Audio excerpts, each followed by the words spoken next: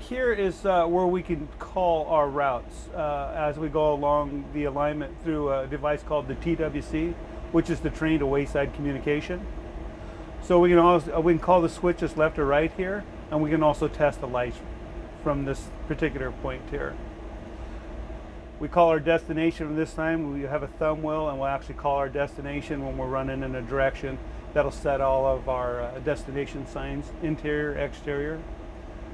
We have battery drive, so if for some reason we're on the alignment and we lose power, we can actually drop the pantograph, we can select battery power, and we can drive the train up to 600 feet out of an intersection or to a safe place, and maybe even into a station.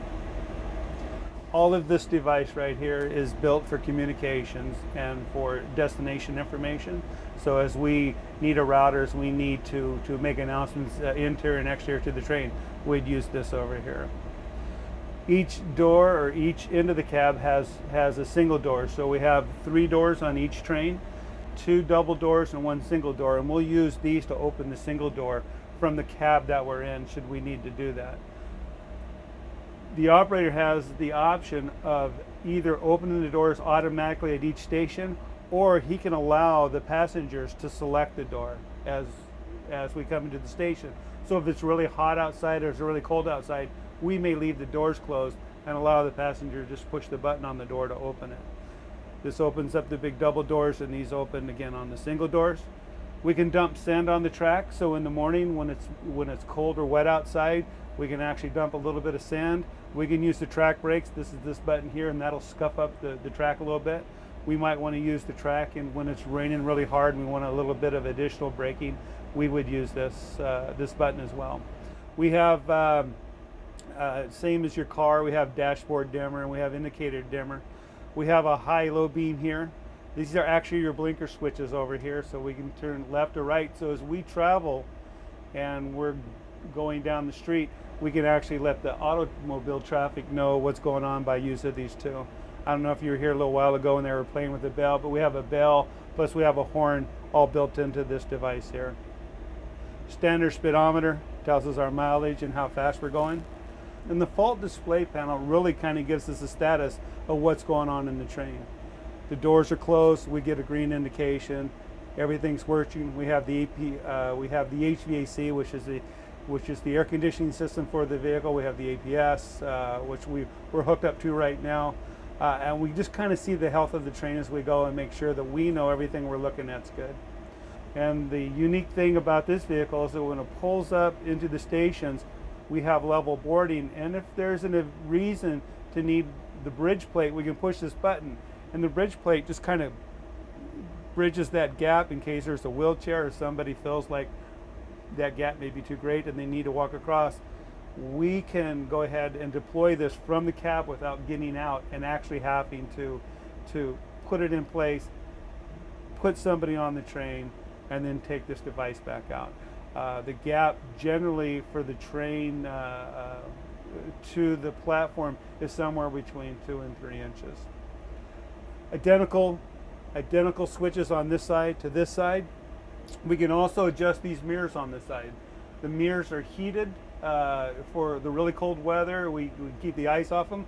We can actually adjust them side to side in here, and we can fold the mirrors in, so if we get in traffic and traffic's too close to this vehicle, we can actually fold these mirrors in by pushing a button without having to go out and fold them in manually.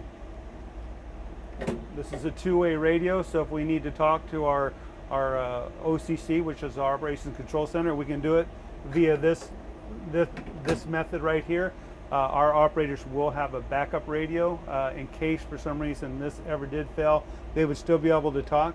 We also have a microphone built into the dash, and through this microphone we can make all our PA announcements. We can make them internal and external. Will you have 2 drivers or 1? No, so you just have 1 driver, and because we have a loop at the end of the system, we'll make a complete loop at the end of the system, but when we get up on the other side of the college, we will actually stop the train, key down, walk to the other end of the train, and key back up, and then drive the opposite direction. So it's just 1 person. I believe it holds right in the neighborhood of 130 people, but here in the United States, When you get around 90 people, 90 to about 96 people, it's pretty much a full load. To drive the vehicle, all happens down here. You notice I have no pedals, right? So my feet have nothing to do while I'm driving. So to operate this vehicle, it's all done here through the master controller. So by turning this, we take and we engage the dead man. So we've gone from a state of where the brakes are set to the state of where they can be released and the vehicle can coast. As we push the master controller forward, it's like pushing down the accelerator in your car. The further you push it up, the faster it goes. We're probably in coast about 60% of the time, and the rest of the time we're either in acceleration or braking. If you let go of the dead man, we automatically go into what they call a full service brake, and the vehicle will stop in roughly about 66 feet, and that's without any additional emergency requests, such as the emergency stop, or we call the emergency brake straight back, or maximum brake. We can select forward, neutral, or reverse through this device right here, and this is where we aux on and off. This is where you turn the vehicle on and off, and this gives you your auxiliary power. So when we turn it on first, we have auxiliary power. Once we reset it, then we have full power. So the maximum for this particular vehicle is right around 43 miles per hour. The maximum that we take it on this system is 30 miles an hour. So I am from Seattle, and we ran CenturyLink. Before this, I ran Tacoma Link, and before that, I was in New York. So all of us have worked together probably for the last 9 years in Seattle. We now work for the city of Tucson. We contract with them to do the operations and the oversight of this system. So we are the Sunlink Streetcar. So you've driven a few of these. Absolutely. How does it feel? It's you know what? It's like driving a motorhome. It's not as complicated as you might think. There's the difference between this and maybe what you might see in a bus is here the operator of the vehicle is responsible for doing their own troubleshooting and their own recovery in the event of emergency. If we have a problem with the bridge plate, or if we have a problem with the door, the operator has to be able to go through the fault display panel, analyze what the problem is, go back out and effect a repair, or get it to a state where we can bring it back to the shop and work on it. So it takes a little more training and a little more effort in order to drive one of these vehicles. But once you kind of get it under your belt and you know what you're doing, they're very easy to drive. Obviously, there's no steering wheel and there's nothing for your feet to do. So you have a lot of time to pay attention to what you're doing here on the panel and to take the information as it becomes available to you. What would you say is the thing that stands out the most about what somebody might not know or understand about a streetcar? I'll go, here's the biggest challenge in this vehicle is the lack of a steering wheel. So I can't swerve. I can't do anything but go or stop in this vehicle. And that really kind of is one of the big challenges. You know, we share the road, we ride with a lot of bicycles. We don't want to honk at everybody as we go by them, and we try to ring the bell and we try to be nice. So sharing the road and understanding that we're limited to our ability to get around people in close proximities, sometimes we'll just have to slow down and wait. And if they're conscious of us and they can let us know that they know we're here, that gives us a great comfort.